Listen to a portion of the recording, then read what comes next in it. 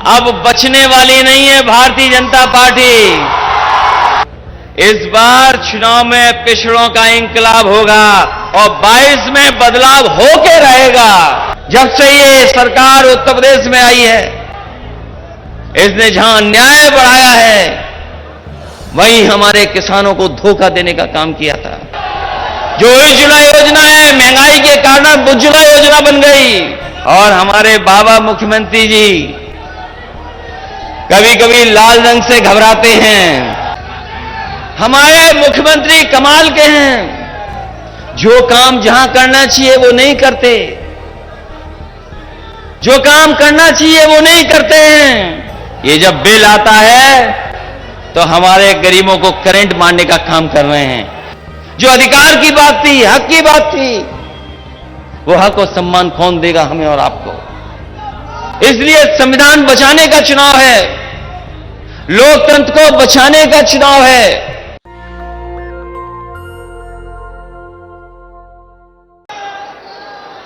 ये तो हमारे साथ जब से जुड़े हैं, मैं ये कह सकता हूं कि अंबेडकर नगर में और आसपास के क्षेत्र में अब बचने वाली नहीं है भारतीय जनता पार्टी। जब त्रिभुवन जी आ गए हों, त्रिभुवन जी पहले ही आ गए थे, त्रिभुवन दत्त जी, रामअचल राजभर जी, लालजी वर्मा जी, और बगल के जिले के राम प्रसाद चौधरी जब साथ खड़े हैं, तो बताओ सफाया होगा कि नहीं होगा? और ये जन सैलाब कोई ऐसा वैसा जन सैलाब नहीं है। ये जो जन सैलाब दिखाई दे रहा है, ये इतिहास लिखने का काम करेगा। ये जन सैलाब इतिहास लिखने का काम करेगा। और मैं तो कहता हूं कि अभी मैं सुन रहा था भाषण, अभी भाषण में सुन रहा था, मैं अभी भाषण सुन रहा था कि क्या क्या हो रहा है, कैसी सरकार चल रही है। लेकिन एक बात मैं कह सकता हूं,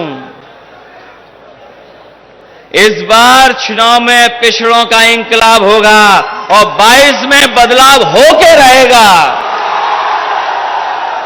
इसलिए मंच पर सभी हमारे नेता साथी, क्योंकि सबका नाम लेना संभव नहीं है, सभी हमारे समाजवादी साथी, और इस रैली का संदेश केवल अंबेडकर नगर में नहीं जा रहा है। ये अंबेडकर नगर के लोग तो आए हैं, दूसरे जिले के नहीं आए हैं। ये अंबेडकर नगर का संदेश केवल अंबेडकर नगर का नहीं है, यहां से संदेश जा रहा है पूरे देश में, प्रदेश में। और जब इस धरती पर आए हों, जिस जिले का नाम अंबेडकर नगर हो, और इसी धरती से डॉक्टर राम मनोहर लोहिया निकले हैं। ये दोनों ऐसे महापुरुष हैं, अगर इनकी विचारधारा के रास्ते पे निकल चलें, तो जो सपना देखा था हमारे पूर्वजों ने, ये दोनों विचारधाराएं हमारे भारत के सपनों को पूरा कर सकती हैं। जहां हमें जाति धर्म में लोग बांट रहे हैं, जाति धर्म में अलग अलग तरीके से देख रहे हैं, वहीं अगर हम बाबा भीमराव अम्बेडकर जी का संविधान को समझेंगे, तो उन्होंने पूरे देश को एक कर करके एक ऐसा संविधान दिया, अगर उस संविधान पे चलें तो जो समता मूलक समाज का सपना देखा था, उसको पूरा किया जा सकता है। आज जरूरत है इन दोनों की विचारधाराओं का। और अभी कुछ दिन पहले कोशिश की थी मैंने कि बाबा भीमराव अम्बेडकर जी की विचारधारा और डॉक्टर राम मनोहर लोहिया की विचारधारा एक हो जाए। ये दोनों नेता चाहते थे परिवर्तन हो, जिन्हें हजारों साल से निराश किया गया, जिन्हें भेदभाव में जीना पड़ा, उन लोगों के सम्मान के लिए कुछ किया जाए। वो कोशिश थी यहां समाजवादी लोगों की, लेकिन उस कोशिश में हम लोग सफल नहीं हुए। लेकिन मैं कह सकता हूं, जिस समय से लगातार लोग समाजवादी पार्टी में आ रहे हैं, दूसरे दलों को छोड़ करके आ रहे हैं, मैं अपने मंच पर बैठे हुए बहुजन समाज पार्टी के नेताओं को कहना चाहता हूं कि आप निराश न हो। आपने जीवन लगा दिया जिस विचारधारा को मजबूत करने के लिए। आपने अपने व्यक्तिगत चीजों को नहीं देखा। अगर आपको पसीना बहाना पड़ा, आपने पसीना बहाया। आपको त्याग करना पड़ा, त्याग करके दिखा दिया। अगर कहीं खून भी देना पड़ा तो खून दे दिया। लेकिन हम आपको भरोसा दिलाते हैं, आज आप समाजवादी लोगों के साथ हैं। जो सपना आपने देखा था उसको पूरा करने के लिए हम समाजवादी लोग आपको सम्मान देने का काम करेंगे। मुझे याद है अंबेडकर नगर, बहुत काम हुए समाजवादी सरकार में। ये टांडा में जो बिजली का घर बना है, बड़ा खड़ा है, ये नहीं लग पा रहा था। उस समय मंत्री जी और उनके क्षेत्र का शंखलाल मांझी जानते होंगे, जो एनटीपीसी के बड़े बड़े अधिकारी हैं, वो आए थे। उन्होंने कहा कि हम जमीन नहीं पा रहे हैं, जिसकी वजह से ये बिजली का कारखाना नहीं लग पा रहा है। उस समय प्रयास किया और प्रयास का परिणाम यह हुआ कि समाजवादी सरकार में आसपास का सबसे बड़ा बिजली का कारखाना लग करके खड़ा हो गया। ये हमारे राममूर्ति वर्मा जी जानते होंगे, जिस विभाग के मंत्री थे, उस विभाग ने विभाग को सुधारने का काम किया। जहां उत्तर प्रदेश दूध के उत्पादन में नंबर 1 है और समाजवादी सरकार में कारखाने लगने लगे थे। अमूल उत्तर प्रदेश आना चाहता था, कोई मौका नहीं मिल रहा था। समाजवादी सरकार बनी और यही राममूर्ति वर्मा जी मंत्री थे। हम लोग अमूल का कारखाने उत्तर प्रदेश में लाने के साथ साथ जो आपका अमूल से पुरानी संस्था है, पराग को भी जिंदा करने का काम समाजवादी लोगों ने कर करके दिखाया। न केवल दूध का उत्पादन बढ़े, बल्कि हमारे गाय को, जानवरों को पौष्टिक आहार कैसे मिल जाए, उसको बनाने का भी कारखाना आपके अंबेडकर नगर में लगने का काम हुआ है। बिजली का काम, अगर सब स्टेशन लगाने का काम किसी साथी ने दिया होगा तो सब स्टेशन लगे हैं। हमारे मंच पे बैठे नेता और जनता जानती होगी जिसके गांव के आसपास सब स्टेशन लगा है। बड़ी संख्या में सब स्टेशन लगना शुरू हो गए और एम्बुलेंस जो 102, 108 एम्बुलेंस है, जब कभी किसी गरीब की जरूरत पड़ती है एम्बुलेंस की, तो वो फोन मिलाता है, उस एम्बुलेंस से मदद लेता है। ये समाजवादी सरकार की देन है। न केवल एम्बुलेंस से मदद मिल रही है, फोन पर एम्बुलेंस आ रही है, बल्कि दुनिया की बेहतरीन व्यवस्था भी समाजवादी लोगों ने चालू करने का काम किया था। 100 नंबर मिलाते थे, पुलिस मदद पे पहुंच जाती थी। वो इंतजाम अगर किसी ने किया तो समाजवादी लोगों ने कर करके दिखाया। लैपटॉप भी बंटना शुरू हो गया था। जो बच्चे अच्छी पढ़ाई कर रहे हैं और आगे पढ़ना चाहते हैं, उनकी मदद के लिए भी समाजवादी लोग आगे आकर के खड़े हो गए थे और बड़ी संख्या में नौजवानों को लैपटॉप बांटने का काम शुरू हो गया था। ये जिला है हमारे बुनकर भाइयों का। हमारे बुनकर भाई जानते होंगे, नेताजी ने जो बिजली का इंतजाम किया था कि उनको फिक्स रेट पे बिजली उपलब्ध होगी। जो काम शुरू हुआ था नेताजी की सरकार में, किसी सरकार ने नहीं रोका। वो काम और आगे बढ़ता चला गया। समाजवादी सरकार में और सहूलियत देने का काम हुआ, उनकी मदद हुई। लेकिन जब से भारतीय जनता पार्टी की सरकार आई है, उन्होंने उस इंतजाम को भी बंद कर दिया। अब आज फिक्स रेट हमारे बुनकर भाइयों को नहीं मिल रही है। धान खड़ा है खेतों में, सरकार कह रही थी आय दोगुनी कर देंगे, लेकिन बताओ धान की आय कितनी हो रही है? कोई खरीदने वाला नहीं। पूछने वाला नहीं। जहां सरकार हमारे किसानों की नहीं मदद कर रही, वहीं राइस मिल मालिकों की भी कोई सुध नहीं ले पा रहा है। ये बातें मैं इसलिए कह रहा हूं, इन बातों को मैं इसलिए कह रहा हूं आपके सामने, क्योंकि समाजवादी लोगों ने काम कर करके दिखाया था। समाजवादी लोगों ने जनता को जोड़ करके जनता के बीच में खुशहाली कैसे आए उस दिशा में काम करना शुरू किया था। और जब से ये सरकार आई है, जब से ये सरकार उत्तर प्रदेश में आई है, इसने जहां अन्याय बढ़ाया है, वहीं हमारे किसानों को धोखा देने का काम किया था।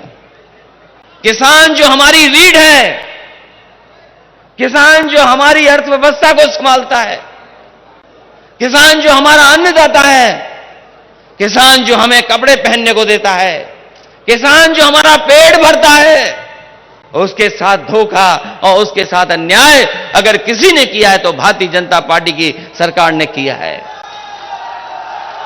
कौन नहीं जानता कि किसान को कुचल दिया गाड़ी से? क्या हमारे लोग भूल जाएंगे? किसान भाई क्या ये बात भूल जाएंगे कि गाड़ी से कुचल दिया गया? और 2 डबल इंजन सरकार ने नहीं, 3 इंजन वाली सरकार ने कुचलने का काम किया। दिल्ली की सरकार, यूपी की सरकार और जो लखीमपुर में हैं मंत्री, जो सरकार के हैं, 3-3 इंजनों ने किसान को कुचलने का काम किया। किसान को भी न्याय नहीं मिल पा रहा है, और जब तक ये सरकार में रहेंगे हमें कोई उम्मीद नहीं है कि किसानों को न्याय मिल जाएगा। बताओ किसान भाइयों, आपसे वादा किया था कि आपकी आय 2 गुनी हो जाएगी, लेकिन जिस तरीके से महंगाई बढ़ रही है, क्या हमारे किसानों की आय 2 गुनी हो गई है? यही बीजेपी के लोग लाल सिलेंडर बांट रहे थे गांव में जाकर के। उज्ज्वला योजना के नाम पर सिलेंडर दिए गरीबों को, हर गरीब को सिलेंडर दे दिया, सिलेंडर बांटे जा रहे थे। बताओ आज सिलेंडर की कीमत क्या है? जो उज्ज्वला योजना है, महंगाई के कारण उज्ज्वला योजना बन गई।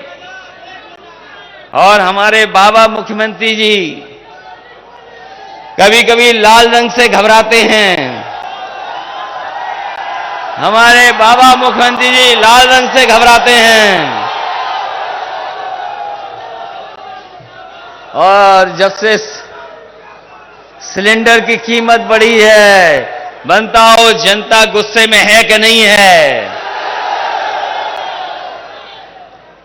और हमारे मुख्यमंत्री जी महंगाई कम करने के लिए हो सकता है सिलेंडर का नाम बदल दें या रंग बदल दें इसका। कौन भरवा पा रहा है सिलेंडर? यही बीजेपी के लोगों ने कहा कि गरीब को हम हवाई जहाज में ले जाएंगे। चप्पल पहनने वाला हवाई जहाज में जा सकता है। पेट्रोल 100 के पार हो गया कि नहीं हो गया? पेट्रोल 100 से पार हो गया। अब आपकी मोटरसाइकिल भी नहीं चल सकती है, वो फैसले ले रही है सरकार। खाद महंगी, डीएपी मिल नहीं रही। जो इंतजाम सरकार को करना चाहिए सरकार नहीं कर पा रही।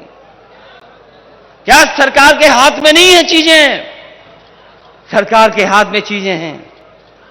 जब से हारे तब से कीमत नीचे आने लगी है। अभी कुछ प्रदेशों में हारे हैं, कीमतें नीचे आ गई हैं। उत्तर प्रदेश में हार जाएंगे तो कोई कीमतें और नीचे आ जाएंगी। इसलिए चुनाव जहां आपका हमारा है, वहीं महंगाई को भी नीचे लाने का है। हमारे बाबा मुख्यमंत्री जी आए तो हो सकता है टांडा के बड़े हुए प्लांट का नाम ना लें। टांडा में बिजली का कारखाना लगा है। हमारे मुख्यमंत्री जी से पूछिएगा पत्रकार साथियों, कि ये कौन सा प्लांट लगा है। हो सकता है वो नाम ले दें, लेकिन आपसे नाम नहीं बोलेंगे। ये प्लांट 660 सुपर क्रिटिकल लगा है, 1 यूनिट का। ये बिजली दे रही है। और जब से भारतीय जनता पार्टी की सरकार आई है, बताओ गरीबों, बिजली का करंट लगा कि नहीं लगा? बिजली का करंट लगा है कि नहीं लगा है? बिजली महंगी हो गई कि नहीं महंगी हो गई? ये जब बिल आता है तो हमारे गरीबों को करंट मारने का काम कर रहे हैं।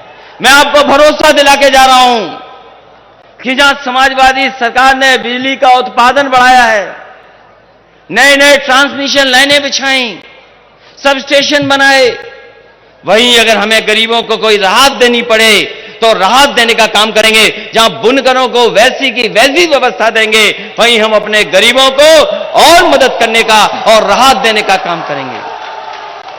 इसलिए साथियों, ये चुनाव कोई मामूली चुनाव नहीं है। ये चुनाव कोई छोटा मोटा चुनाव नहीं है।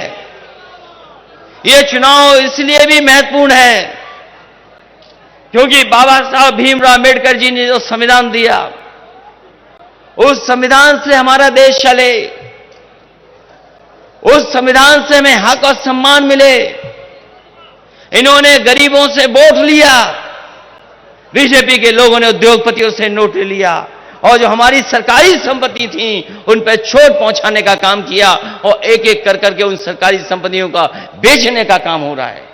तो सोचो, ये सरकारी संपत्ति जब बिक जाएंगी तो जो बाबा भीमराव अंबेडकर जी ने सपना दिखाया था, जो अधिकार की बात थी, हक की बात थी, वो हक और सम्मान कौन देगा हमें और आपको? इसलिए संविधान बचाने का चुनाव है, लोकतंत्र को बचाने का चुनाव है। और जब सबसे ज्यादा जनता को जरूरत थी मदद की, यही सरकार में बैठे हुए लोग, जब गरीब और हमारे किसान, गांव में रहने वाले लोग, जिन्हें सबसे ज्यादा मदद की जरूरत थी, इस सरकार ने उनको अनाज छोड़ने का काम किया था। याद कीजिए वो कोविड का समय, जिस समय लॉकडाउन था, कोई निकल नहीं सकता था। कोई अगर निकलता था तो उसे लाठी मार करके घर में भेज दिया जाता था। लोग वहां को अपनावित कर रहे थे, और सरकार की जो कोशिश थी कि सरकार जो मदद करे, उस मदद में सरकार सामने नहीं आई।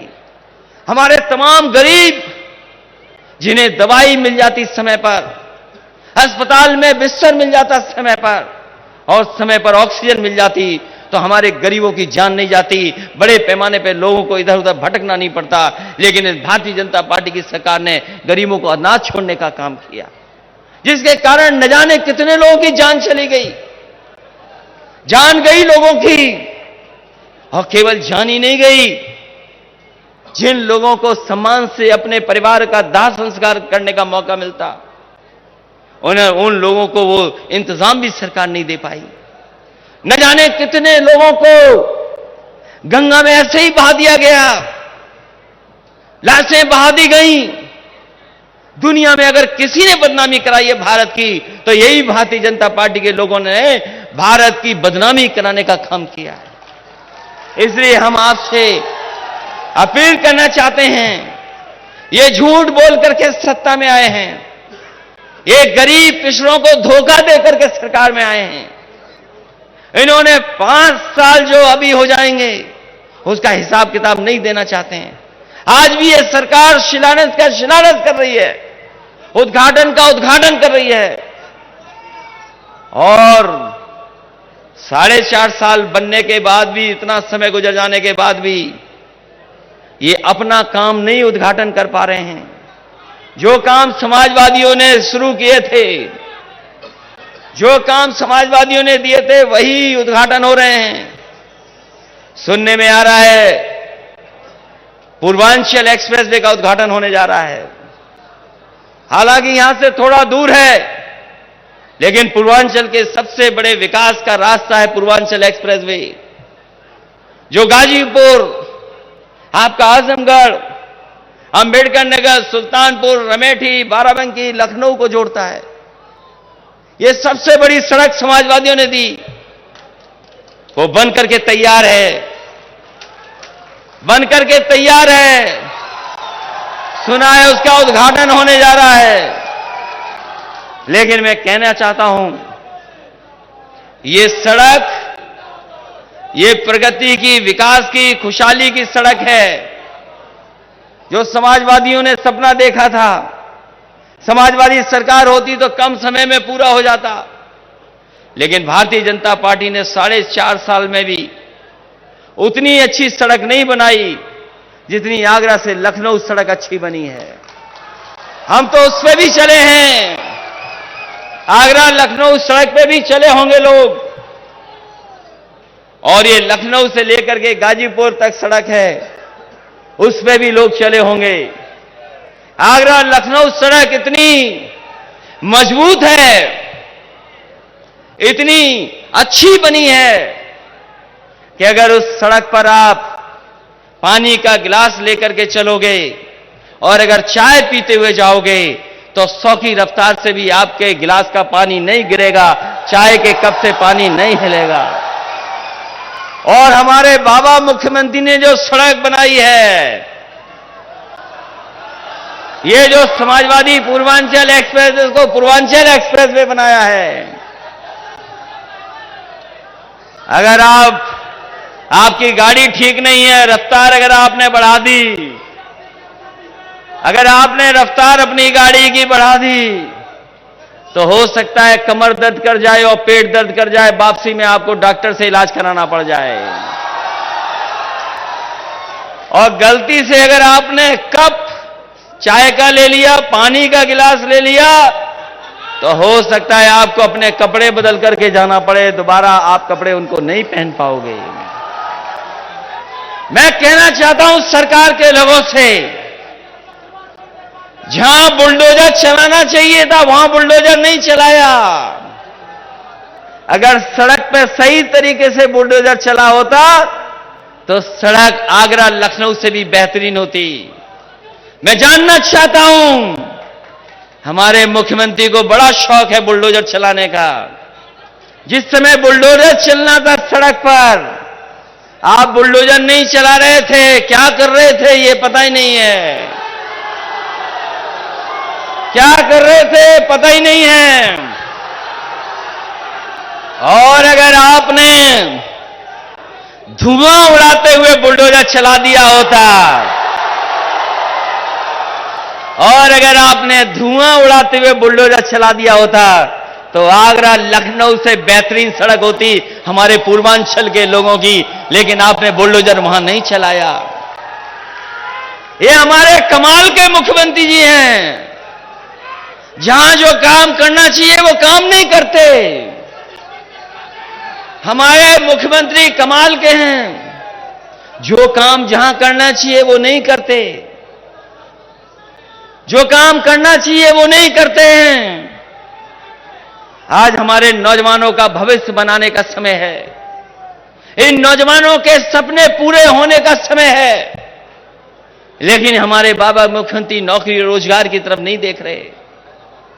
समय बदल गया है, चीजें बदल गई हैं, हमारे नौजवानों के हाथ में है, आज मोबाइल है उनके हाथ में।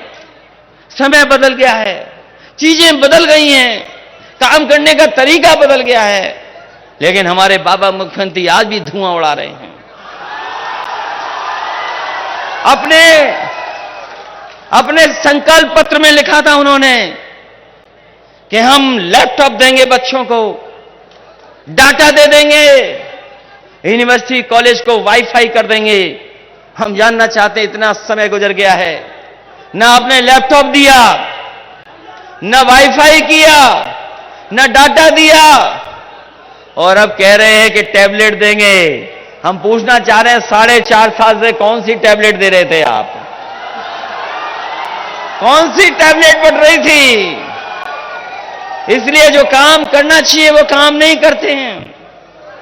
आज मोबाइल से दुनिया की जानकारी हासिल की जा सकती है। आज मोबाइल से हम दुनिया के बारे में जान सकते हैं। पूरी दुनिया सिकुड़ करके मोबाइल पे आ गई है। हमारे नौजवान जानते हैं, जो थोड़े बहुत संपन्न हैं, वो मोबाइल से ही कारोबार कर लेते हैं, कुछ सामान मंगा लेते हैं। अगर कस्बे हैं, बड़े कस्बे हैं, वहां पर मोबाइल से फोन करना नहीं है, केवल संदेश भेजना है और आपको खाने से लेकर के सब चीजें उपलब्ध हो जा रही हैं। ये परिवर्तन आया है, चीजें बदली हैं। इसलिए नौजवान साथियों, आपका मुख्यमंत्री ऐसा नहीं हो जो लैपटॉप चलाना नहीं जानता, क्योंकि लैपटॉप चलाना नहीं जानता इसलिए उन्होंने लैपटॉप बांटने का नहीं काम किया। कौन मान लेगा कि हमारे बाबा मुख्यमंत्री लैपटॉप चला लेते हैं?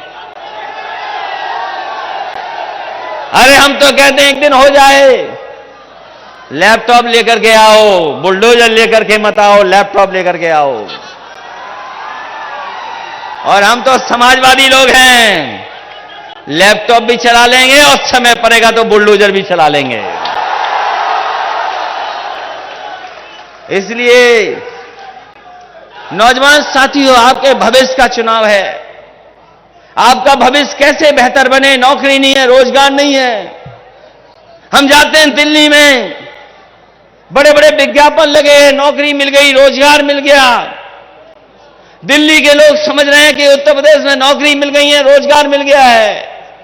बताओ नौजवान साथियों, अंबेडकर नगर के लोगों, इनका कौन सा बड़ा काम है जो आपके जिले में हुआ है? कौन सा बड़ा फैसला है जिससे आपका जीवन बदला है? दिल्ली में तो लगा दी होर्डिंग कि नौकरी मिल गई, रोजगार मिल गए। बताओ नौजवानों, खड़े हो कि तुमको नौकरी और रोजगार मिल गया।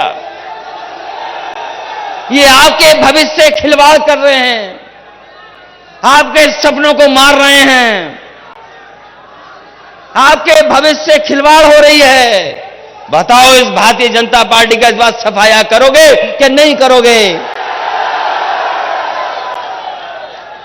और हमारे बुनकर भाइयों, आपकी बिजली महंगी कर दी, बिजली का बिल आ रहा है, करंट लगता है, कौन जिम्मेदार है?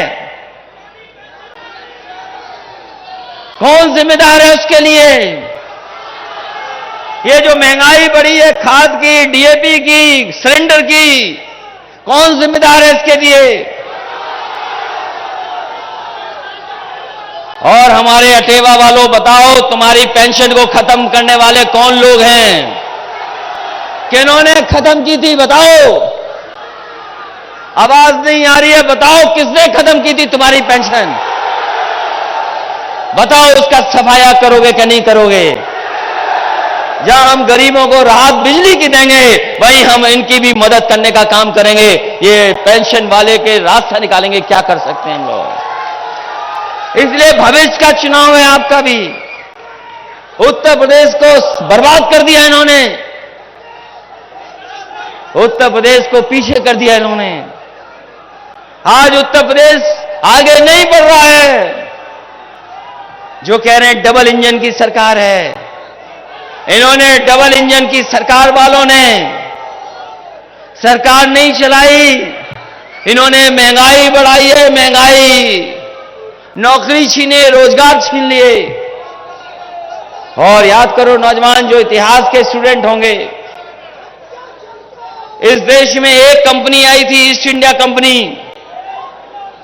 ईस्ट इंडिया कंपनी आई थी कारोबार के नाम पर, बहुत सी कम चीजों का कारोबार करती थी, काली मिर्च का, मसालों का, कॉटन का। वो कंपनी आई, कारोबार करती रही और वहां पर एक फैसला हुआ, इंग्लैंड में, ब्रिटेन में एक फैसला हुआ, एक कानून बना और वो कंपनी जो कारोबार कर रही थी वो सरकार बन गई। बताओ साथियों, इतिहास पढ़ा है कि नहीं पढ़ा है? और मैं कहता हूं ये पलट करके, पढ़ करके देखिए। ईस्ट इंडिया कंपनी आई थी एक भारत में, और ब्रिटेन में एक कानून पास हो गया, ईस्ट इंडिया कंपनी सरकार बन गई। और आज जो फैसले ले रही है सरकार, एक एक कर करके हमारी सरकारी कंपनियों को बेच रही है, सरकारी संपत्ति को बेच रहे हैं, प्राइवेट कंपनियों को। तो सोचो, एक कानून ने सरकार बना दिया और ये लगातार ऐसे कानून पास कर रहे हैं कि हमारे देश को कंपनी बना दे रहे हैं। तो कंपनी जब बन जाएगी तो हमारे अधिकारों का क्या होगा, हक का क्या होगा, सम्मान का क्या होगा। इसलिए चीजें बेच रहे हैं, ये उद्योगपतियों के हाथ में खेल रहे हैं। याद कीजिए वो नोटबंदी का समय, जिस समय नोटबंदी लागू हुई थी, यही बीजेपी के लोगों ने कहा था कि नोटबंदी के बाद न काला धन बचेगा, न भ्रष्टाचार होगा। कितना समय गुजर गया, कितना समय गुजर गया। आज जिस दिन हम लोग आप लोग बातचीत कर रहे हैं, पुराना याद कीजिए, 8 की रात को ही नोटबंदी हुई थी। याद है कि नहीं है? याद है। और बीजेपी ने कहा था भ्रष्टाचार खत्म हो जाएगा, काला धन आ जाएगा।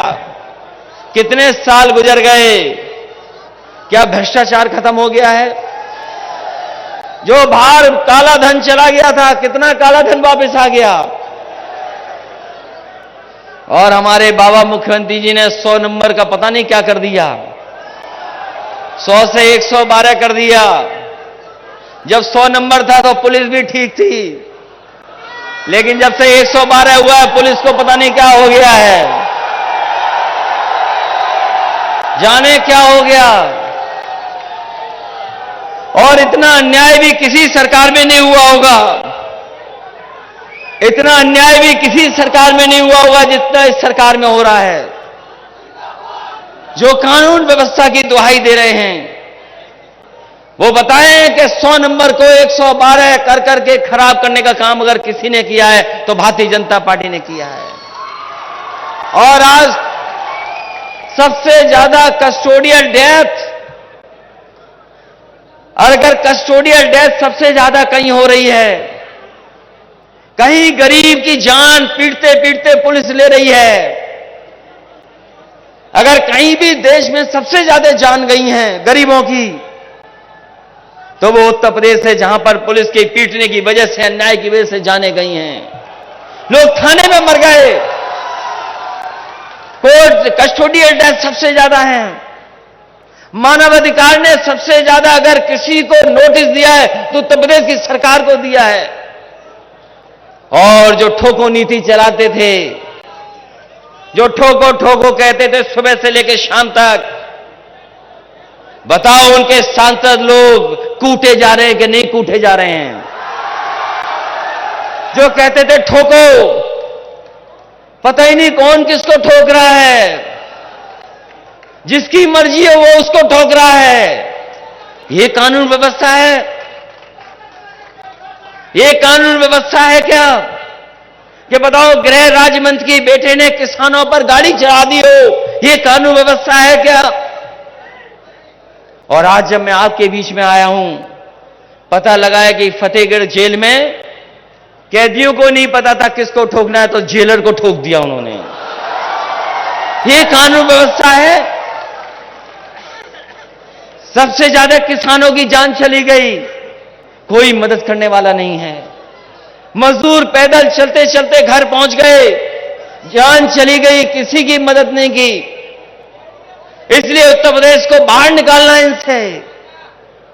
उत्तर प्रदेश को खुशहाली के रास्ते पर दोबारा लाने का काम हम लोगों को करना है। बताओ अम्बेडकर के नगर के लोगों, उत्तर प्रदेश को खुशहाली के रास्ते पे ले चलोगे क्या नहीं ले चलोगे? तो अगर ये आक्रोश है ऐसे आपके अंदर, अगर ये आक्रोश है आपके अंदर, तो बदलाव भी आएगा। और मुझे यकीन है आप पर, ये झूठ के फूल अब बचने वाले नहीं हैं। झूठ के फूल का सफाया होने वाला है उत्तर प्रदेश से। इसलिए एक बार फिर मुझे खुशी है इस बात की कि लगातार समाजवादी पार्टी से लोग जुड़ रहे हैं, लगातार समाजवादी पार्टी के समर्थन में लोग आ रहे हैं। इतना समर्थन समाजवादी पार्टी को पहले कभी नहीं मिला जितना समाजवादी पार्टी को इस बार समर्थन मिल रहा है। इतना समर्थन,